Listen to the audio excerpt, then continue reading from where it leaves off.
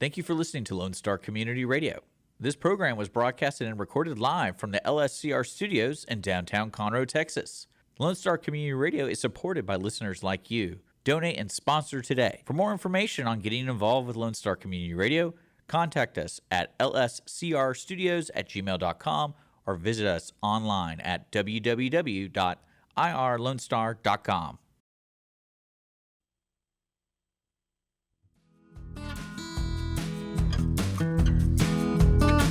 Hey friends, and welcome back to another episode of Genuine Business Stories, where we have real front porch chats that inspire success. Today's guest is Beth Rohani, the powerhouse behind Ameritex Movers and one of Houston's most recognized moving brands, a first-generation Iranian-American who once dreamed of a newsroom career. Beth left journalism, transformed her family's small business into a seven-figure woman-owned enterprise now recognized among Houston's Fast 100. As told Voyage Houston in 2022, every job she ever had taught her something. It told her something about people, and it helped her with the foundation of Ameritex, to put people first. Her story begins with her family in 2000. Her mother, Melody Karvarian, made a courageous leap. She left a nursing career and found the original Ameritex Movers in Dallas-Fort Worth.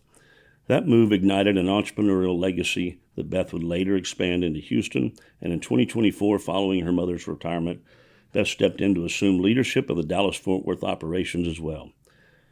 What began as two independently managed branches ultimately came under one unified vision, with Beth leading both Houston and Dallas-Fort Worth. Let's unpack this inspiring story of two generations of women who built and scaled one of the most notable moving companies in Texas, and how Beth took the foundation, honored it, and elevated it across major Texas markets. Morning, Beth. How are you doing? Hi, how are you, Clint? I am doing great. Good. I'm glad to have you here. Glad to be here. And I want to jump right into your journey.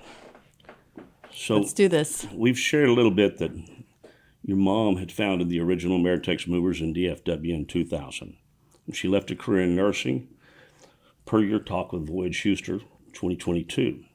What memories do you have of that, and how did that kind of evolve?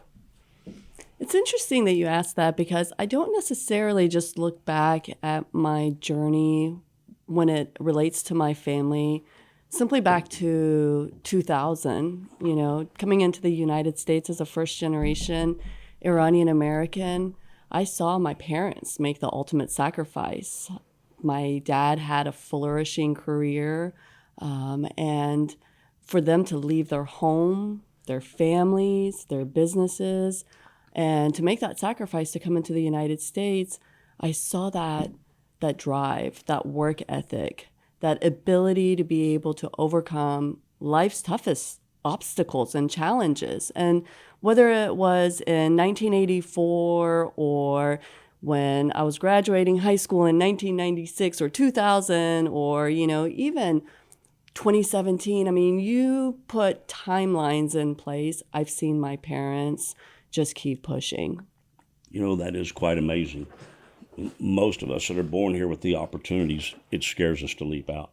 But the thought of your parents leaving your home country, making that kind of change to come here, and then building what your family's built as a matter of that's an amazing story in and of itself. Absolutely. My mom's first job was working at a ice cream parlor. And, 1984, not to date myself, I was 7 years old. And that was the coolest job ever, because she brought a variety of ice creams home every single evening. And so just to even see my dad, with his laundromat, and, he would bring change home every night that my brother and I would get to roll and count. And, again, you see those challenges of, just down to the pennies of what they ended up building for my brother and I to have that opportunity. And especially for me as a female, with everything culturally that's going on overseas these days, you're very grateful for those sacrifices that your parents made for you. So your dad owned a laundromat? He did, yeah, and it's actually right where Dallas Cowboys Stadium's parking lot is located today. That's pretty cool. I listened to Cody Sanchez, and she talks about buying businesses because as our boomers and Gen X start to retire, they're having problems selling a lot of their businesses where the kids don't want it. The kids have done other things. And the coin-operated laundromat is one of the businesses that she still talks about of using as a foundation as you start to buy businesses because of what you can do with a laundromat. Oh, absolutely. He also owned an Oriental rug store right next door, where he, had the Persian rugs. And so growing up, my brother and I, always were at his rug store, leaping from one rug pile to another. But those are just really good memories that you have as a child, but also seeing, them doing their day-to-day, raising a family and trying to maintain their business. It's pretty incredible to be able to see that you were part of that. And that also shows that with your mom and your dad, the two of you had a really good background of an entrepreneurial spirit as far as what you guys could do going forward. Absolutely. So Absolutely. When you were a kid, did you have lemonade stands or anything that helped drive in money? Not at all. There's actually one little girl that recently I saw on TikTok that ended up getting the highest number of Girl Scout cookies sold. And that was because she ended up taking it on TikTok. I did things like that. I was always really, with the fundraising and those types of things that we would go door to door selling. But, for the most part, I wanted to open up a tanning salon when I was in high school. I was managing a series of tanning salons in Arlington growing up because that's kind of where my stomping grounds were. And it ended up that we actually went to the mall and met with the mall manager. And I hand drew a business plan with what the schematics and the floor plan looks like and everything. And I took it into her and I said, "Hi, we're interested in renting a space at the Parks Mall." And she looked at us and she's like, "Okay, well, it's $8,000 a month." And we just did this huge gulp and swallowed our pride and just kind of walked out and said, "Okay, where do we begin?"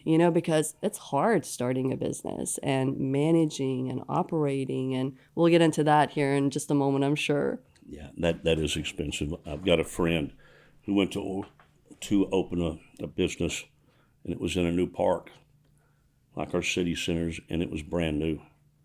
And his rent rate was over $8K. Mind you, mine was in 1996. And this was Imagine now. in 05, 06, something like that. So it was a big time back too. And I look at that rent rate even now and go, that makes me sick at my stomach. Yeah. Before you get one dime, there's $8,000 that has to go just for Commitment. rent. Absolutely. Yeah.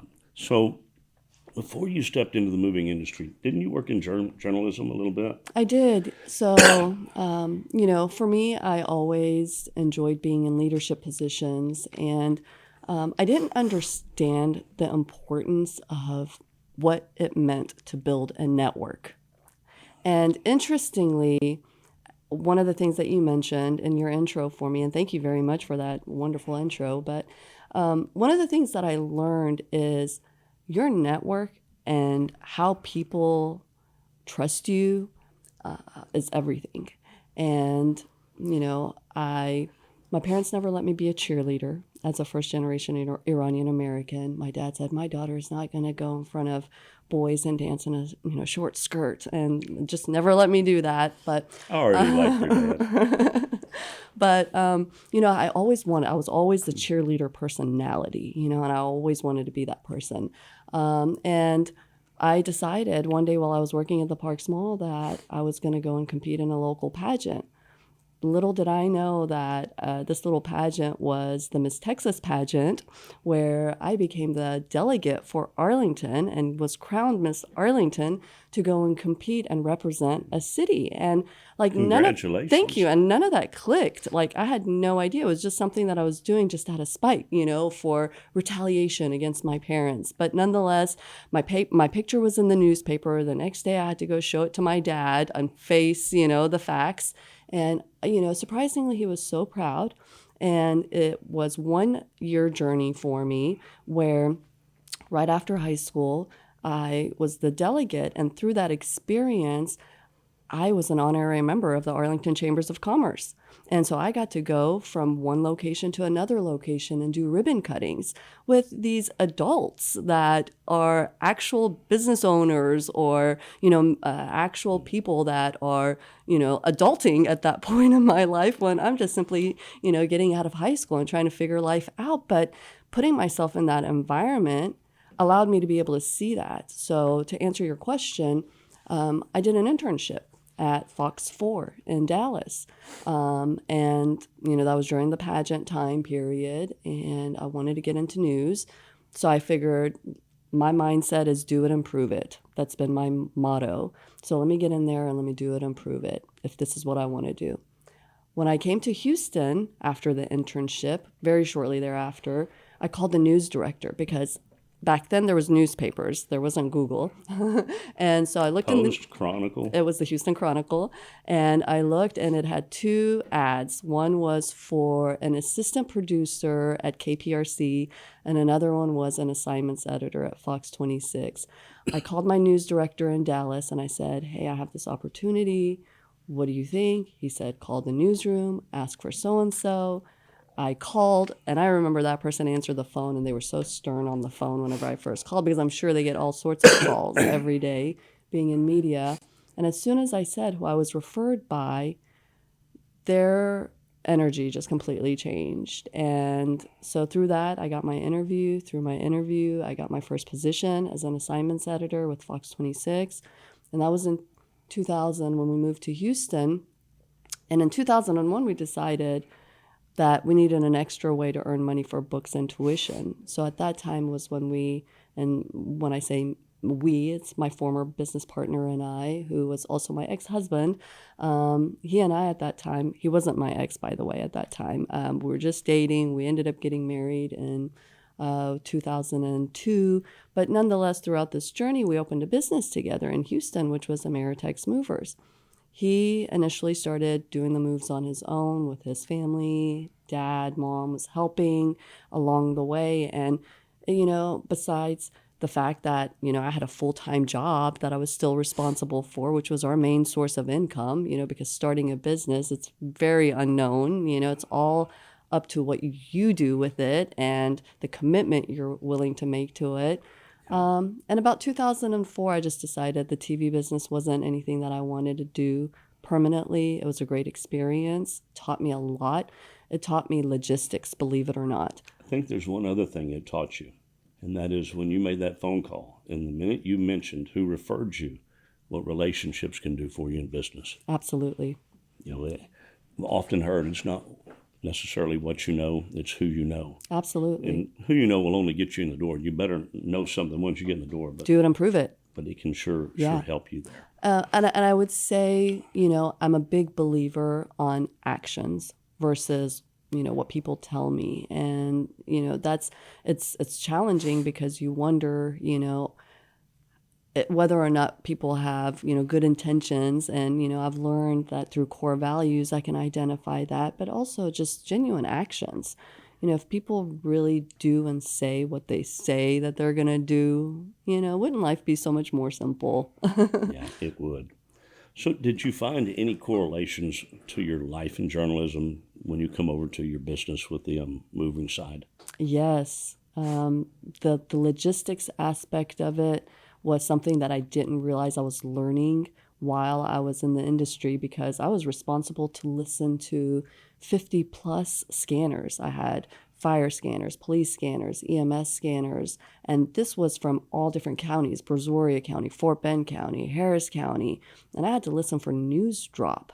And some of the most significant news stories were Andrea Yates, the Challenger, our election with the hanging chads. I remember spending almost 3 days at the newsroom for, that decision to be made. And overall, through those experiences, you see those types of things, and, it builds who you are as a person in life. But the logistics aspect of having discernment of, do I need a live truck there, or do I need just a freelancer going and getting B-roll, and making your contacts with the different jurisdictions and getting the information from them that is accurate. And so the communication. So these are all underlying skills, and also accountability, because I will never forget one time I wrote up this draft because there was a, situation where the person was taken by life flight, and I had written in my draft,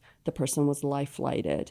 And the assistant producer came to my news desk and said, "It's not life flighted, it's taken by life flight." And to this day, like, I am scarred with taken by life flight. I will never say it, but again, there are these little things along the way that impact you. And I think, for me as a business owner, it showed me what accountability looks like, what communication looks like, what integrity looks like, drive.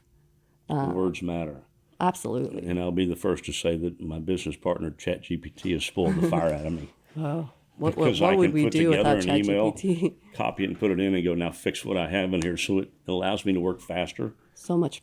But it didn't take long before I realized how that part of my brain, I have to do some of it myself, because it just becomes reliant upon the fact of, here's what I want it to say, go put it in, and then I read different versions and go, I like this one, and I change a few things and go with it. And it's made me a little lazy in that aspect, because it lets me get on with other business. And to some degree that's good, but to other degrees I'm going to have to do some of this myself, or I'm going to have a real problem. I went into a bookstore, Barnes & Noble, on Friday night. That was my Friday night outing, and it was the coolest thing ever, because people are actually there. They're picking up books, they're reading, and I hadn't done that in a very, very long time.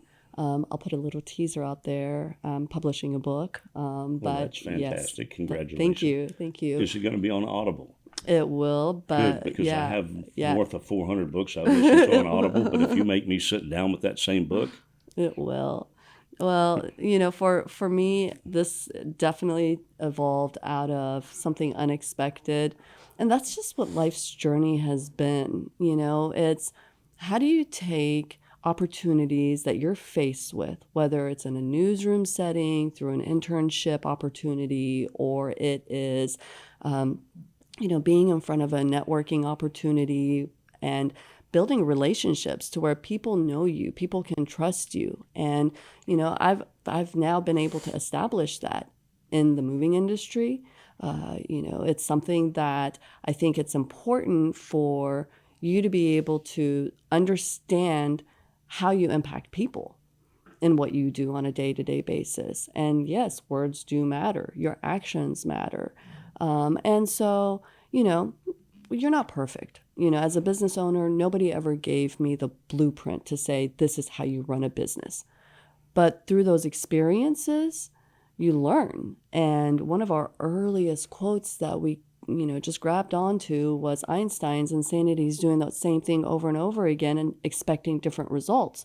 And so if you have, something that is not working, why are you continuing to do the same thing, instead of fixing it? And so that was one instance. And recently, Maya Angelou's quote, and please, if I don't say it correctly, but it's, if you don't put extra syllables in words with my Southern drawl that I get in trouble for, I'm not going to correct you on anything. But it's about change. And it's like, if you don't like it, change.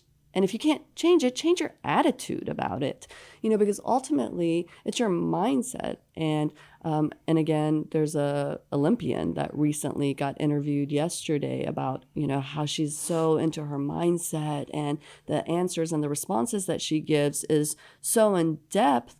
But her response was, I have control over my mindset every single day. I can think. And I'll tell you, I'll be vulnerable with you, Clint. This morning I was in the car and I have a super amount of anxiety that I'm dealing with, okay? I got in the car and I'm like, this is wrong. This needs to happen. This needs to happen. Oh my gosh, what if this happens? Oh my, like literally was like just on edge, okay? And it wasn't, none of it was about this. Believe it or not, this is my element. I love this. But everything else that you have bearing on your shoulders. And all of a sudden I said, Beth, stop. Think about what are the things you're grateful for right now. And I literally took a moment and I'm kind of getting a little emotional because it really is that mindset. Because when I did start thinking about all the things that I have in my life that are blessings, and we don't think about that on a day-to-day basis because we're just so into the, momentum of going that you stop to see like the true moment, of what you're experiencing. Yeah. So I left multifamily in 2015 when I went into leadership with one of our larger insurance companies. I think it was 2010 when I went in. So just so you know, I have quietly admired you as an entrepreneur for years from afar and kind of watched what you've done, tried to learn somewhat from you. I think sometimes type A personalities, if you're not careful in your mindset, you think your way is the only way. And the one thing I've learned is everybody else's way is right, and I need to shut up and listen a lot more. Being a good listener is important. Yeah. So, I mean, I've always appreciated what I've watched you do. And as far as this show, when we put this together, there's a reason that our slogan's Front Porch Chats, because we wanted it just like we were sitting on the front porch, just having a cup of coffee and a conversation to keep it light, and like this, my screen won't move like it's supposed to now, but we can't restart every time or Dick would fire me. And I'm better impromptu so don't even worry about your screen. Oh, you're amazing. So you come out and you're now building Ameritex in Houston. Now, did your mom have Ameritex in Dallas at the same time? And we'll get to that because ultimately I know that you run that. The businesses are separately owned and operated. And, one of the important things in our journey was not to mix business and family. And so, we didn't talk about business. And if we did, my way of doing it was completely different than, the way she was doing it.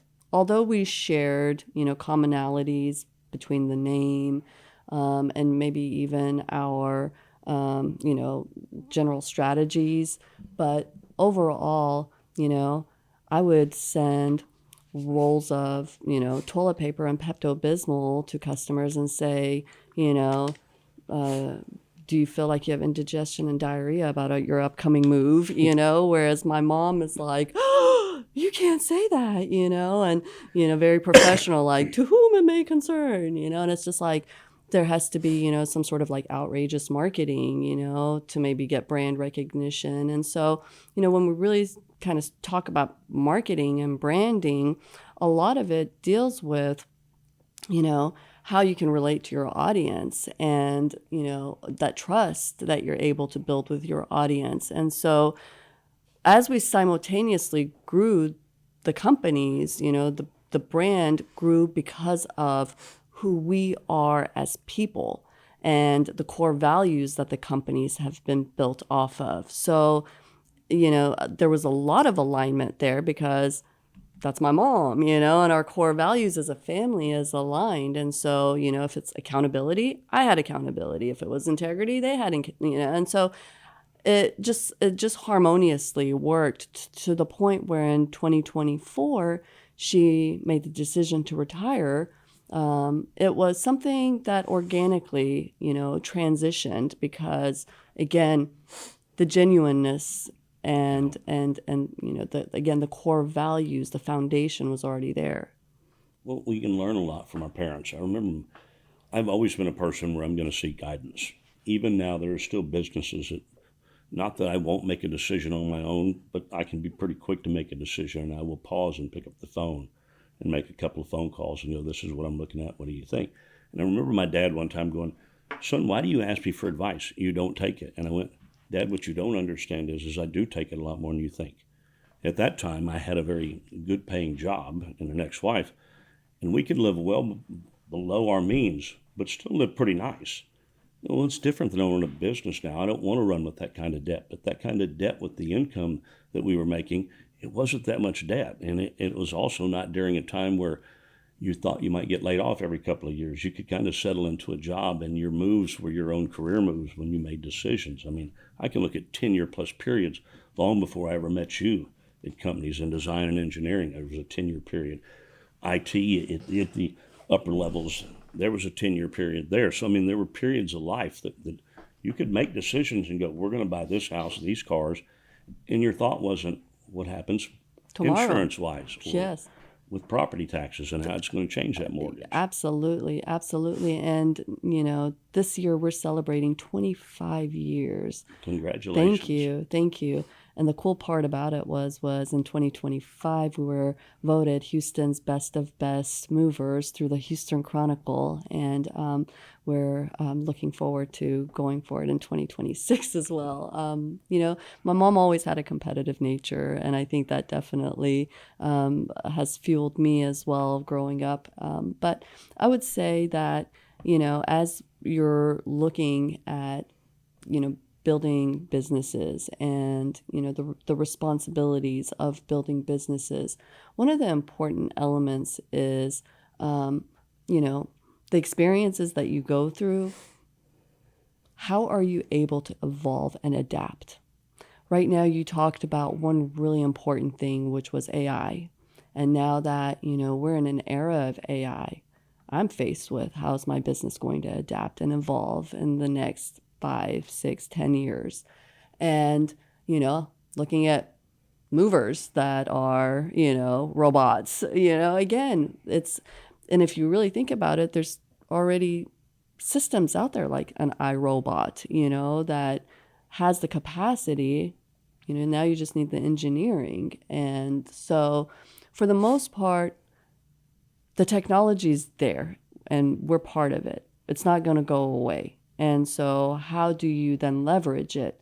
Not the point where it replaces you, but the point where it leverages you and gives you the ability to be able to elevate your time and then your skills to doing things that are more impactful. Yeah. It can also, for my business, I'm a commercial insurance broker. So as an example, I could quote your business. I could take your policies, and because a broker, there'd be multiple policies. I can take these policies, feed them into, we'll use chat as an example, and go in and I can put what I want to say in there and tell chat, this is what I need you to pull out of these policies, where I'm looking at exclusions and others to where I can honestly give you the best policy for us to talk about for the best money, where that would have been hours to go through and dig through 50 pages in document Correct. Information to where now it is, here's what I'm needing you to find. I know what to look for, but it can sure cut my time down by pulling comparatives out of whichever policies that I have quoted. Correct. So I think AI is using it to our advantage. I will tell you right now, as I put stuff together, I have no fear of chat taking my job. It might in the future, but some of the accounts I've fixed have been, they went online because you can do it online, and created a real mess because we're busy with our own business. Mm-hmm. I don't care about what I don't know for other stuff. I go to people and ask them. People want their business, their insurance at a fair price with good coverage, and let me talk to you once a year. Now I have you're going to talk to me quarterly because things can change, but it's still that philosophy of, I like you, but I don't want to spend a lot of time with you as my agent because that's a cost to my business, and yes, it protects it, but it's not making me any money. Yeah. Well, and when you evaluate again all those factors, right now with inflation, and the price and the cost of everything, it definitely is something that there's a lot of opportunities for you to be able to leverage your time and your capacity, again, with automations and things that work for you on the back end, that allow, even your business to work for you while, again, and I don't want to say, robots, but chatbots or, whatever it is, it's doing its job back there, analyzing data and, figuring out. So, for me, I think one of the most challenging ones, that businesses also have to overcome is, climate. In Houston, we deal with hurricanes, and, how do you overcome those types of challenges? I know. How do you work around hurricanes and rain? Yeah, I mean, obviously, in a lot of cases, we're first responders because, you have to mitigate mold and make sure that, those types of situations. But, you also want to make sure that there's safety. There's been, instances where, Beltway 8 had cracked in the middle and was shut down, during certain, periods of this past 25 years. And a lot of it also is communication. I think, when people are uncertain or unaware of things, that's where, the stress is created. And, part of our brand is the stress-free experience. Our vision as a company is humans helping humans. What that vision means is we're, beyond just doing moves every day, but it's the lives and the people that we impact every day, whether it's a person that is a team member in the office working together and how they support each other, down to, someone who's out in the field, down to a customer. And it goes both ways because it's like a relationship. And so how effective that communication is, then that dynamic when it comes down to moving is effective as well. And so I learned that, the human helping humans aspect of it creates the key to stress-free simply by communication. And so for us, humans helping humans is our vision. Creating a stress-free experience is our mission. And our core values, accountability and communication, are hand in hand with number one. I found in leadership, it's also realizing that everybody has a different personality. An example, there are things my dad or my son-in-law could say that I promise you I couldn't get away with. My fiance. Now, my personality would be go, don't say that when I was younger. But now I have very much a personality where people go, he's nice until he's not, which simply means when we're conducting business, we're going to honor each other's word. If you reach a point where you start going against your word, then that's where you're going to see the serious side of me step in and go, that's not what we're doing here. But my dad, who is now passed, love him, or my son-in-law, or even my fiance, they have different ways. And there are things that I will tell you that my fiance can say in business that if I said the exact words she said, I would be out of business, where other people laugh and go, you're so funny. With me, it'd be going, I don't ever want to talk to that guy again. And Yeah. You kind of see, here's point A, here's point B, here's my budget, here's the process, but I'm willing to look at yours too. And if you can get there and maintain that, then I'm not going to tell you what to do. Yeah, absolutely. So I want to step back a little bit. You started Ameritex in Houston. When did you join the Houston Apartment Association? It was around 2006. So are you doing other associations outside of that also to grow your business? I know that I know you from the Apartment Association, but I have. I've had an interesting journey. So I was part of the board for the Houston Apartment Association from 2009 through 2016, and that was an amazing experience. Was part of the Leadership Lyceum program, which again allowed you to be able to see how boards operate, allowed you to be able to see the inner workings of an association. The Houston Apartment Association is the largest trade organization in the nation, and it is just an incredible machine with its political action committee support and just the overall structure of the membership and how the members support the organization. And so whether it's management members or vendors.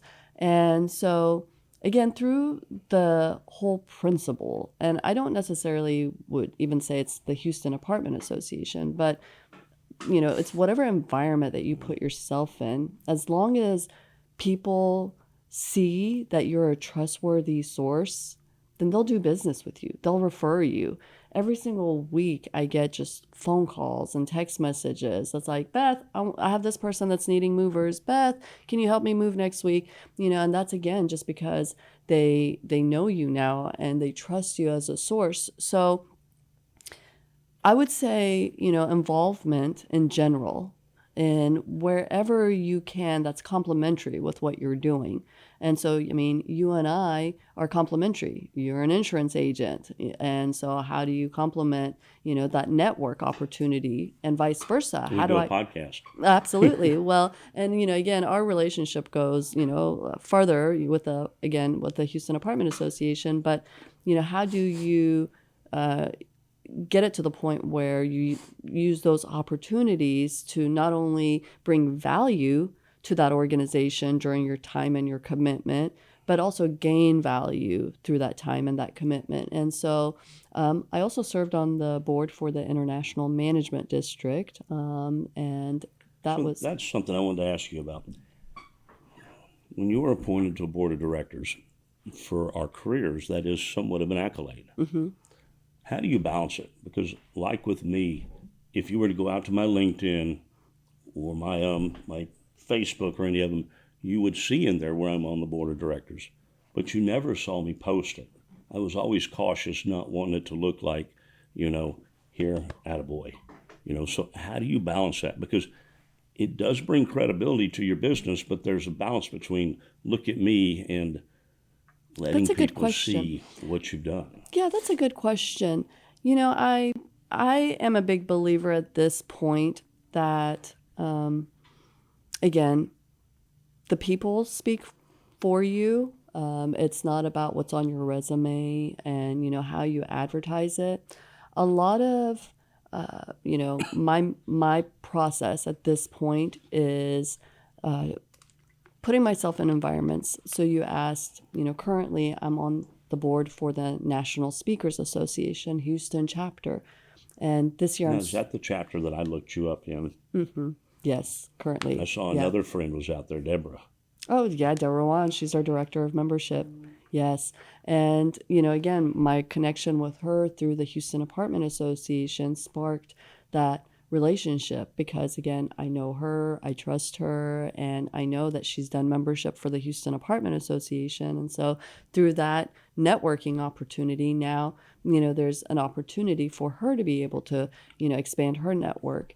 And that's essentially how it works. Whenever, I first went into my very, initial Houston Apartment Association event, there was 800 people there. And I'm like, how am I ever going to get to learn all these names? And, before long, you're actually part of those 800 people.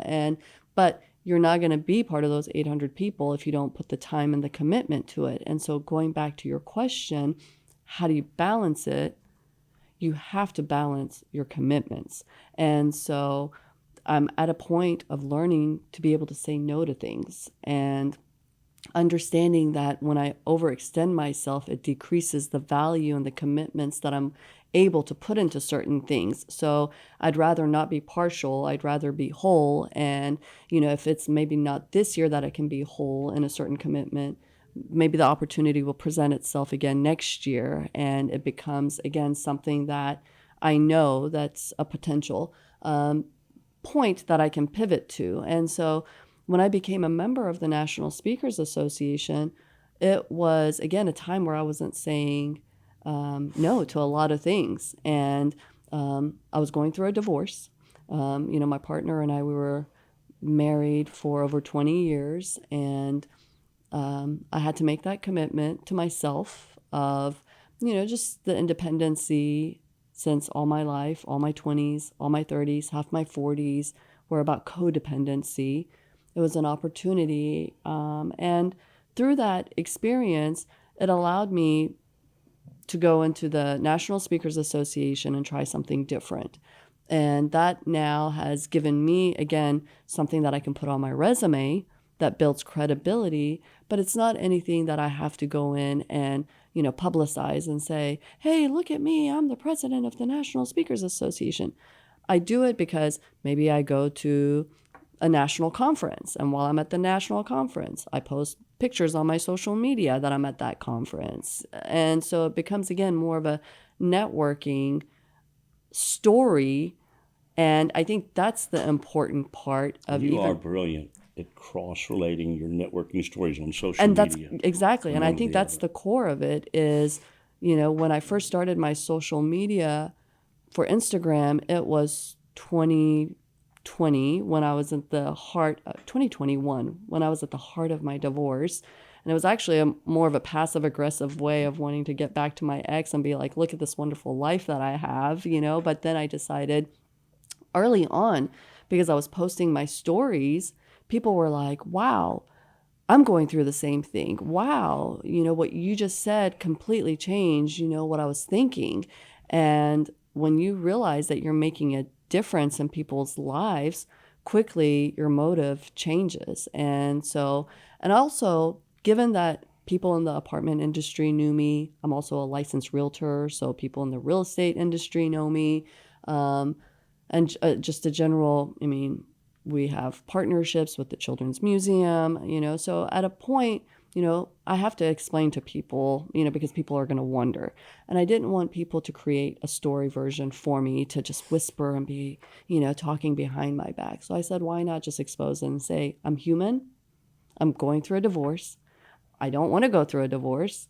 I'm a winner, like mindset. I just told you a little while ago, I love competition, and I love winning.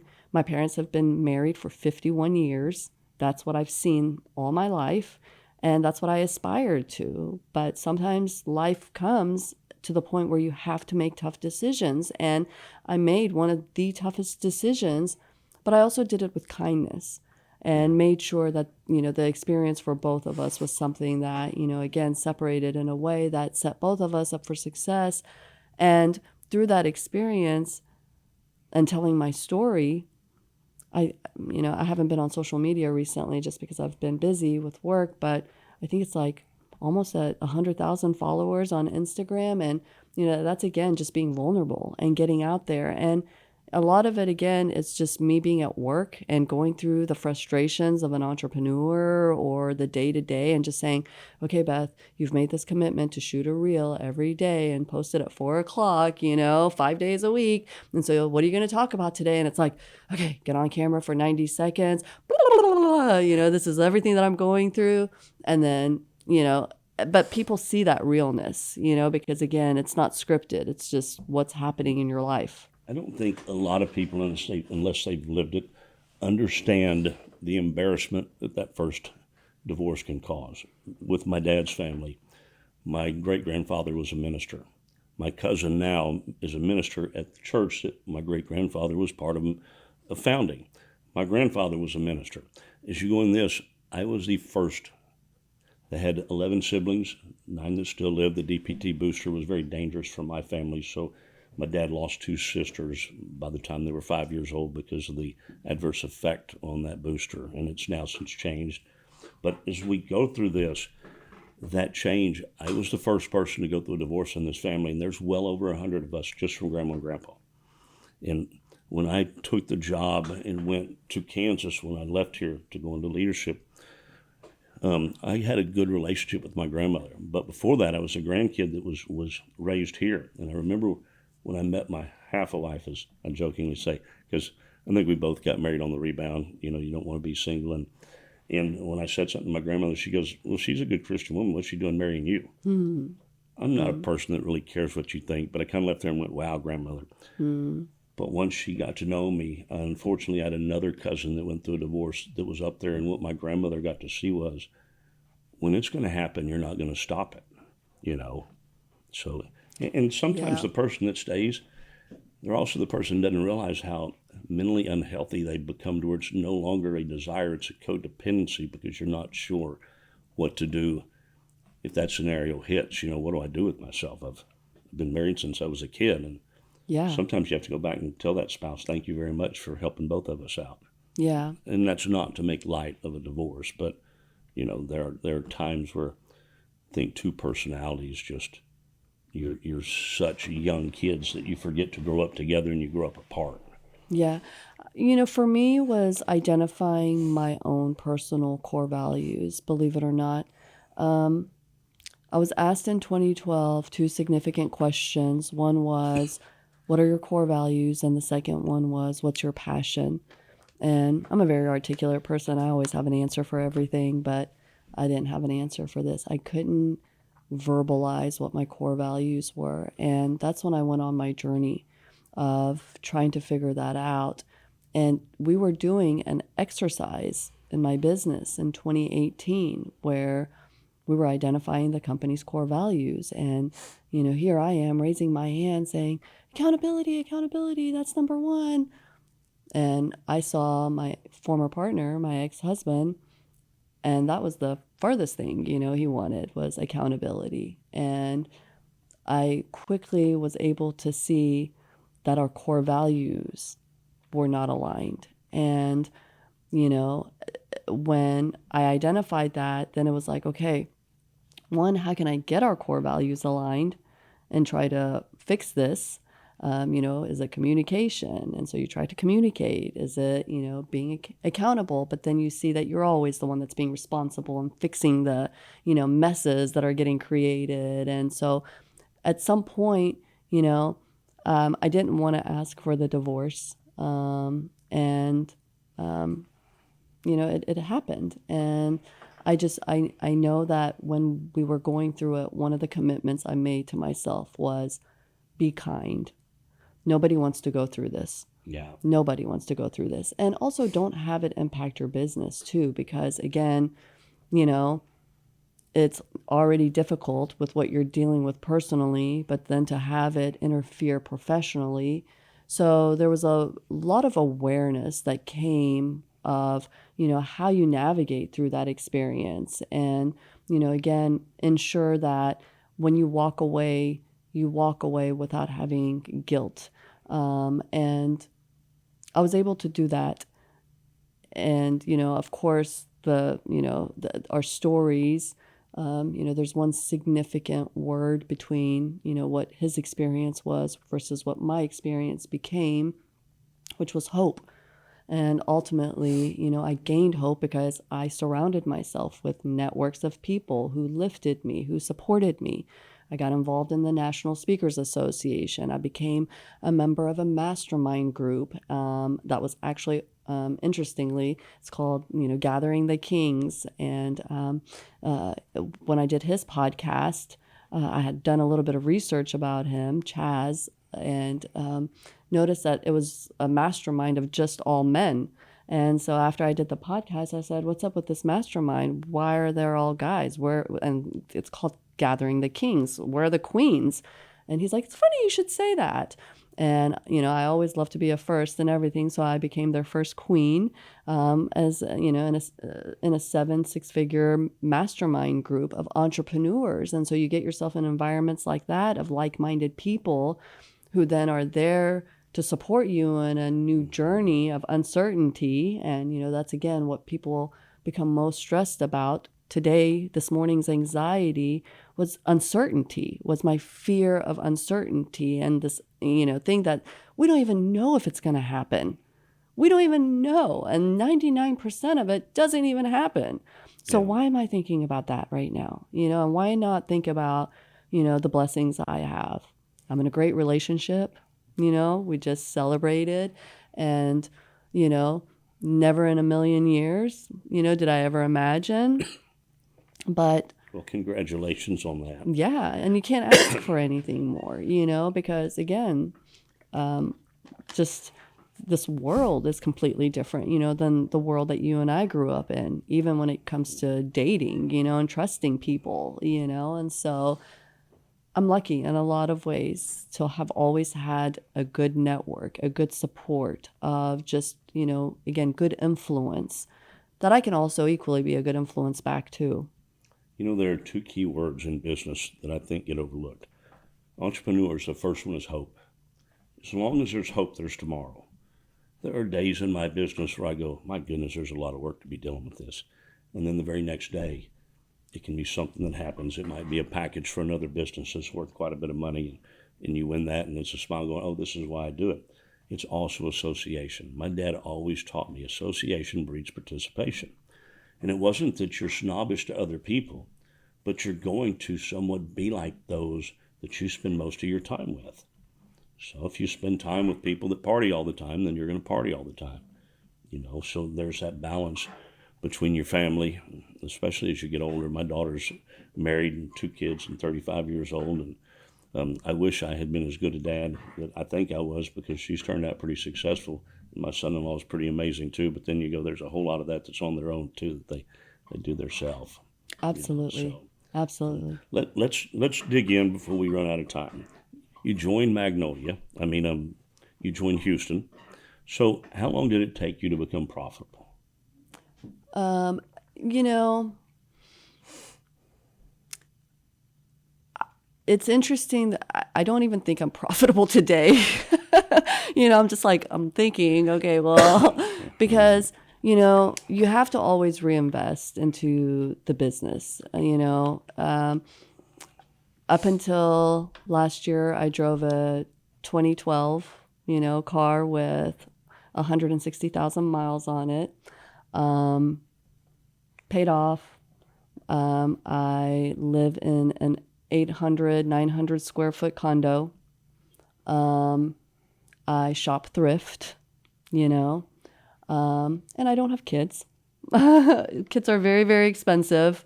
And, I have also ever been put in a situation, the money was always reinvested into buying equipment and, putting it back into the business, marketing, or whatever the case is.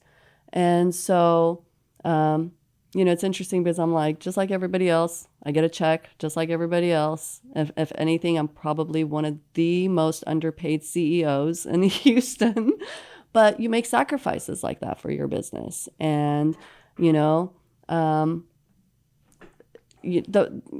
profitability, I think, comes from me in the reward of the people that I get to impact on a day-to-day basis.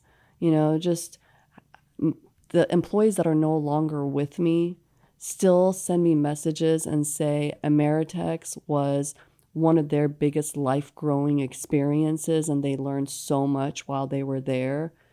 It just makes me so proud of the time and the commitment that I've made to it.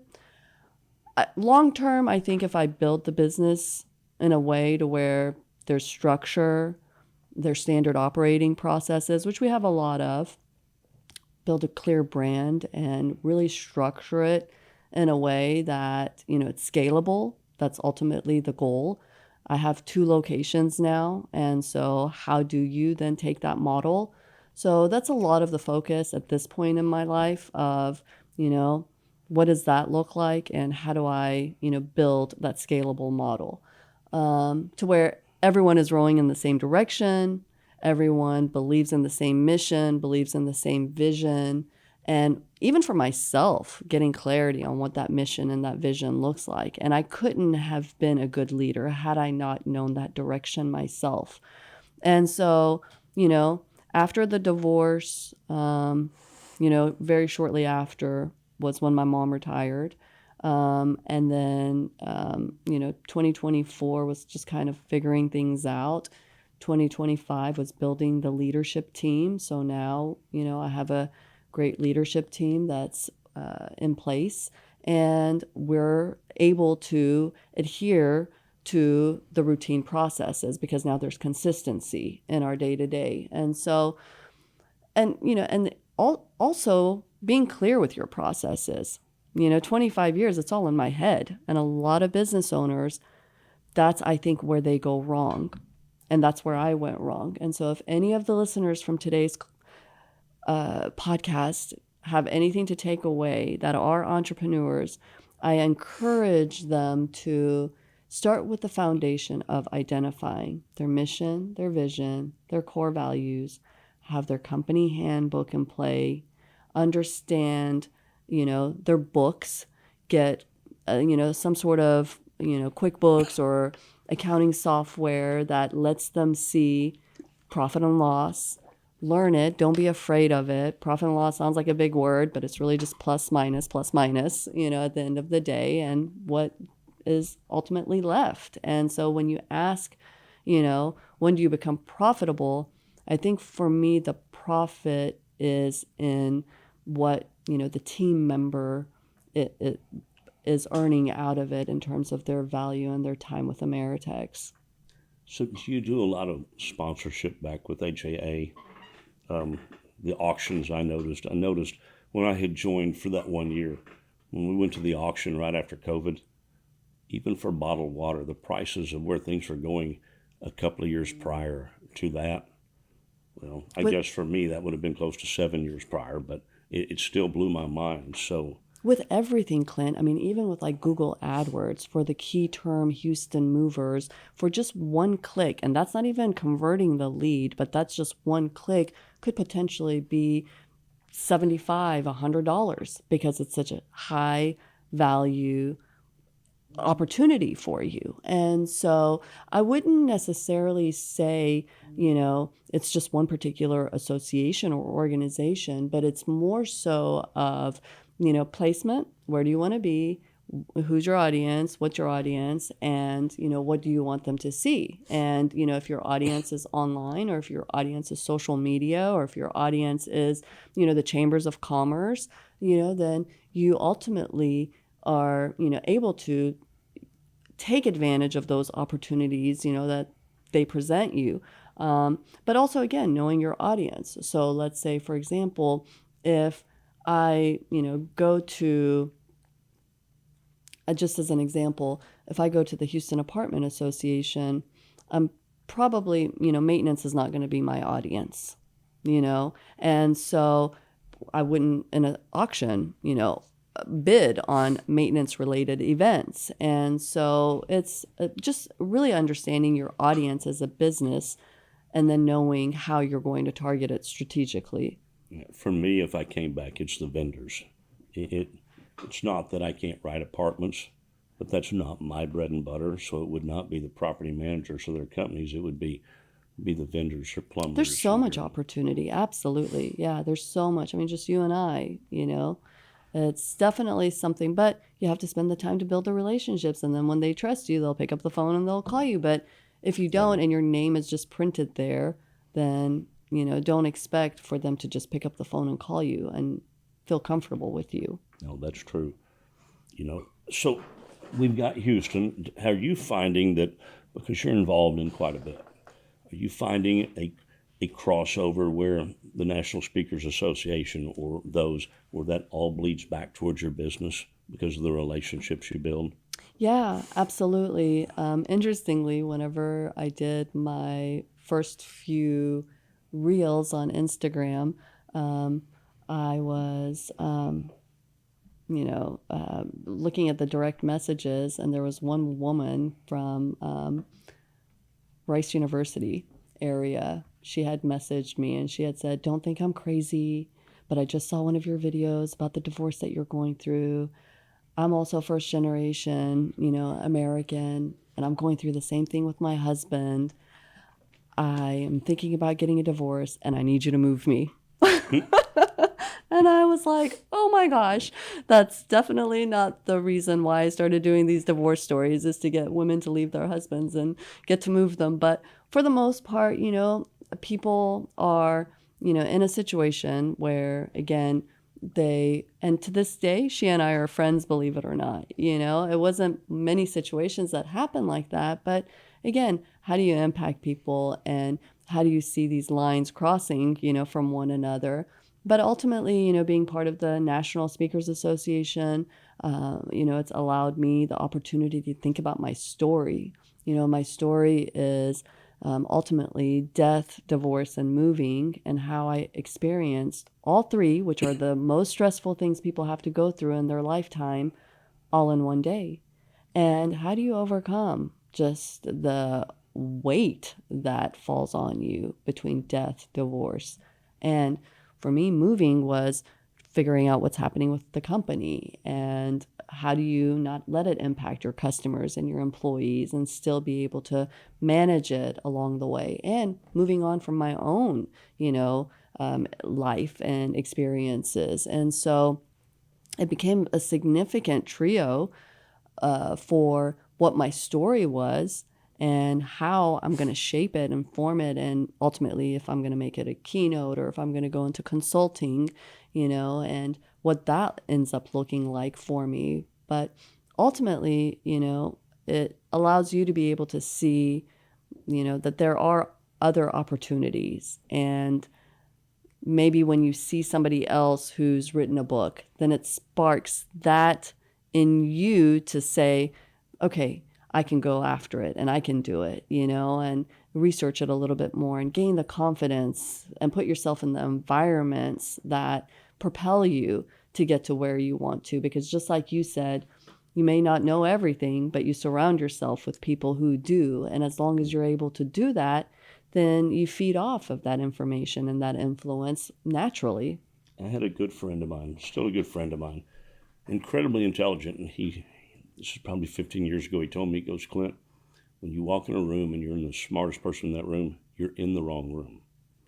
You're not going to learn anything. You need to leave that room and go into a room where everybody else is smarter than you, because as long as you keep elevating and you don't leave your friendships, but as long as you keep creating new friendships with individuals that are smarter than you in what you do, so business owners or stuff, that's how you continue to learn. Absolutely. And it's not that we don't want to give back, too, but you want to be able to learn there. And so I'm going to put you on the spot a little bit. Well, can I add to that real quick? Yes. Interestingly, whenever I went to the Miss Texas pageant, I got there, and Clint, I had prepared for this thing for 1 year, working out every single day, eating, learning how to talk to judges and answer questions. When I got to the pageant, I walked in, and it was just women that had been doing this since they were born. And I'm like, I am just so out of my element, Beth, like reality check. This is not going to be something that you're going to win, but have a great time, enjoy the experience. And that was the mindset that I walked into the pageant with.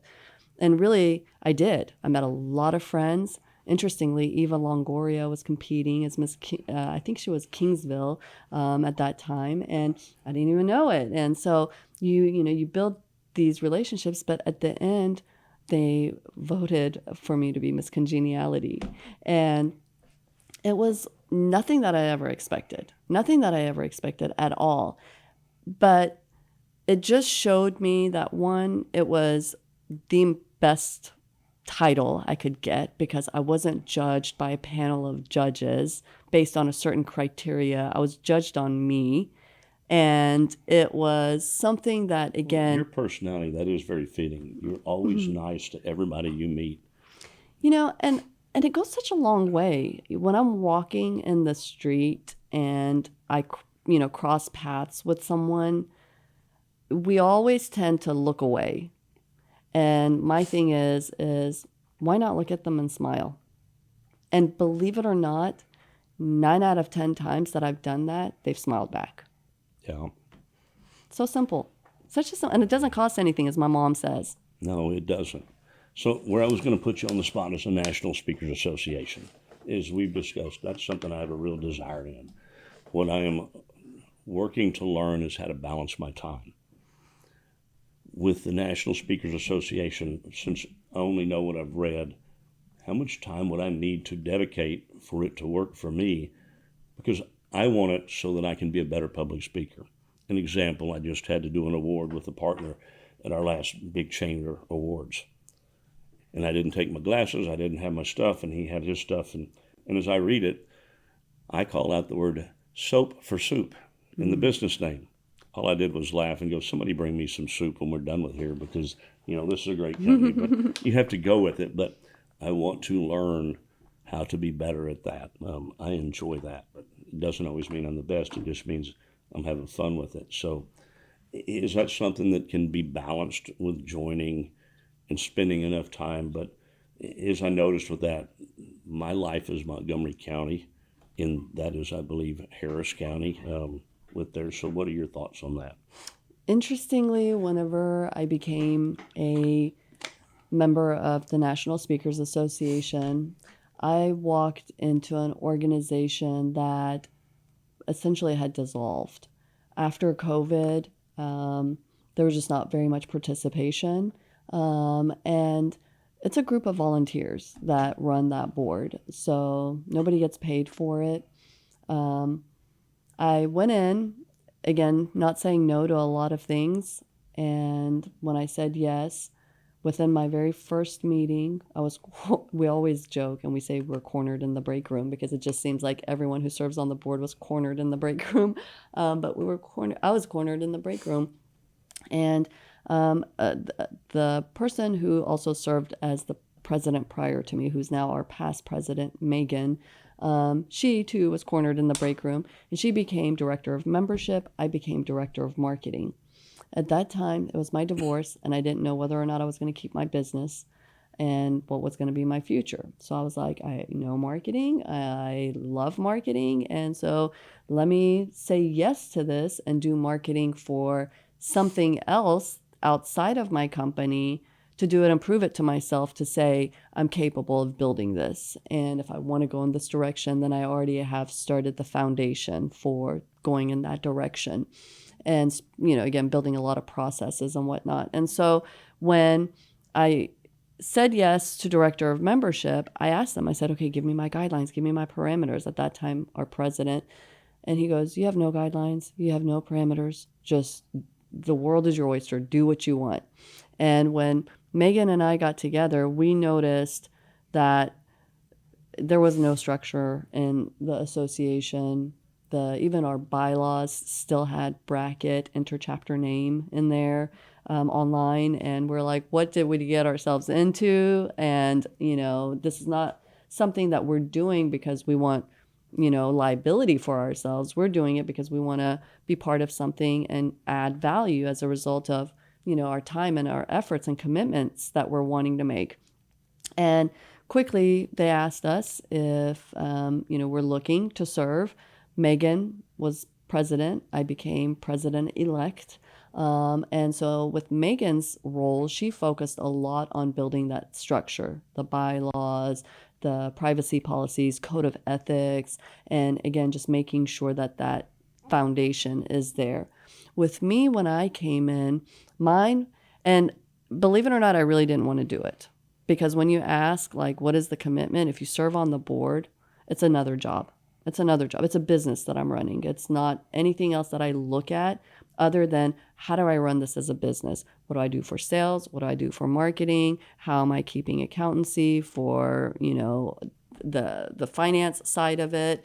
How do I bring in the leaders, to run this? What departments are they running?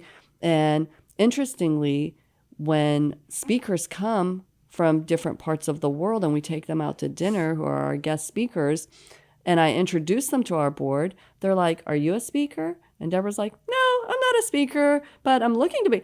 Lenore, who... Well, Deborah's always spoke quite well. She's spoken quite well. You should ask her sometime about her first meeting with me when she had to ride with me. I will do that. But not as a profession. Don't hold it against me if she doesn't like me. Okay, mental note. But, and so nobody on the board, I would say 2 people on the board, 3 people on the board are professional speakers. But everyone else, we're workers. We're there to run a chapter, to make sure that we serve our members and the commitments that we've made to our members. And throughout this 3 years that I've been part of it, I've listened. And what does the membership want in order for it to grow? And a lot of it is people like you who are business owners, who are, solopreneurs trying to manage multiple things, and they don't have time to drive to. So we do have one in-person location that's once a month. It's the 3rd Friday of every month, and it's 2 hours. And we always bring a in-person speaker that's national, that allows, you to be able to learn from their expertise and their experiences. And then we have virtual programs. So the virtual programs are interesting because Jordash Johnson, who is our current president-elect, he is focused fully on AI and how to automate your business. And he's now teaching speakers how to be able to do that, to not only learn how to work with AI and building prompts, but also the commands that you give and how it can help automate your systems. We have Chaz that I had mentioned earlier as part of my mastermind group. Chaz, he has his fee that he charges his members. But as a result of my relationship with him, I said, we have to bring how to run the business of speaking to the Houston chapter, because we all speak and it's great, but running it as a business is completely different than just being a speaker. Yeah. And how do you build that mindset from the very beginning? So his program is actually today, right after this. So if you guys want to join in, go ahead and be able to check out our events tab, because there's also a lot of events that are virtual that you don't have to be in. Once you also become a member, you get access to the vault. So even our in-person programs that you can attend, you're going to be able to see them online. But Clint, just like with everything else, You got to be involved. You got to put the time in to be able to get the results out. We just had Last Story Standing where we had 4 contestants who participated. It's a 5-minute competition to tell your story, and you get to go and compete for us regionally. Nick Morrison, I'm giving you a shout out. He's now representing Houston and going regional, to then be able to go to our national conference and represent us nationally. And some of these stories are just riveting. It is incredible. But how do you fine tune that? Well, it's becoming vulnerable, participating, becoming involved in your local chapter. Now Nick gets mentors that he gets to collaborate with and go back and forth with, and that time is valuable to then be able to improve his skills. But not everything's in person. There's a lot online. Most of it, yeah, absolutely. I'm going to go look at that. That helps. And a lot for the drive, because of where I'm at. Absolutely. I'm going to give a shout out to 2 people real quick. When I started years ago in there, Liz Levins and Deborah DeRuin, Mm-hmm. I adore both of them. But what I also like to do as a friend is sit back and marvel and get excited as I watch people's growth and what they do with their career.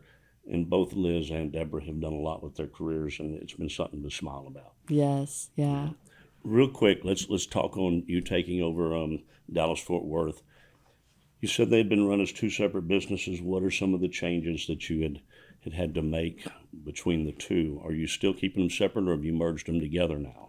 Yeah, they're primarily separate, and it's one of those things that when you look at the overall aspect of how things were structured, it's just more simple.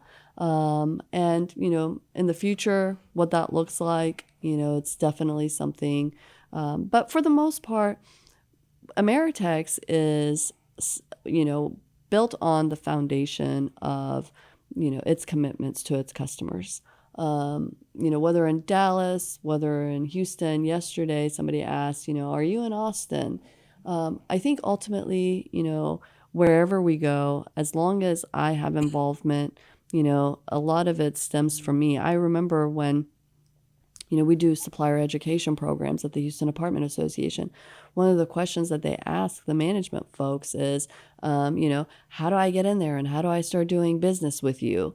And, one of the reoccurring answers is, we do business with you. We do business with Beth. So it doesn't matter if Beth is with Ameritex. It doesn't matter if Beth is with, A, B, C, D, E, F, G moving or, whatever. It's the relationships that they're building. And so, I would say, I'm going to continue to do what I do, and that's just building relationships. As far as, the business itself is concerned, it's something that I ultimately am looking to help other business owners that are in a service-based business on being able to set up their business for success. How do you set up the foundation? And, from the very beginning, how do I even identify what my core values are or what my company's mission or vision is? Really helping people business owners, be able to narrow those things down for themselves and offer a solution for, again, service-based business is something that, I can probably go into any service-based business and be able to, landscaping, plumbing, mechanical, whatever it is. It's just now part of the systems and the processes that you put in place. Yeah. Well, Beth, I very much appreciate you coming on the show. Like all good shows, we could go on forever because there's so much You and I can learn tend from to, you. yes. So I appreciate that. I want to go into the lightning round real quick. In Sure. the morning, coffee or tea? Tea. Mountains or beach? Mountains. Early bird or night owl? Early bird. One song that always recharges you? That's a good one. Oh my gosh, there's so many. Can I just say my Chapter 5 playlist on That sounds Spotify? fine. That is fine. So Houston or Dallas, whichever one, where have you found your favorite restaurant? I would say Houston by far has the best Persian food. Do you have one restaurant you'd recommend to our listeners? Darband is the OG, but the newest one is Rumi's Kitchen, and that's in the Galleria. if you would, please tell our audience how they can get in touch with you, either in Dallas or in Houston, so that they can schedule a move with you. Absolutely. Our handle is at Ameritex Movers. For Houston, they can find us at stressfreemove.com. In Dallas, they can find us at ameritexmovers.com. Well, thank you. And Beth, thanks for coming on. And to our listeners, thanks for joining another episode of Genuine Business Stories. Beth's journey was absolutely an amazing business story. And it's a generational story. And her mom's story was also amazing. We appreciate all that both have done for the rest of us to learn from as other entrepreneurs. If Beth's story inspired you, check out other features. We'd love to see you on the show. If you've got a good story, let us know, and maybe we'll put you on. Until then, we also want you to support Lone Star Community Radio. Without the radio station, our nonprofit shows are not possible, and Dick does a whole lot to provide a platform for us and our shows. Until then, keep showing up, keep building, and keep it genuine, and thank you very much.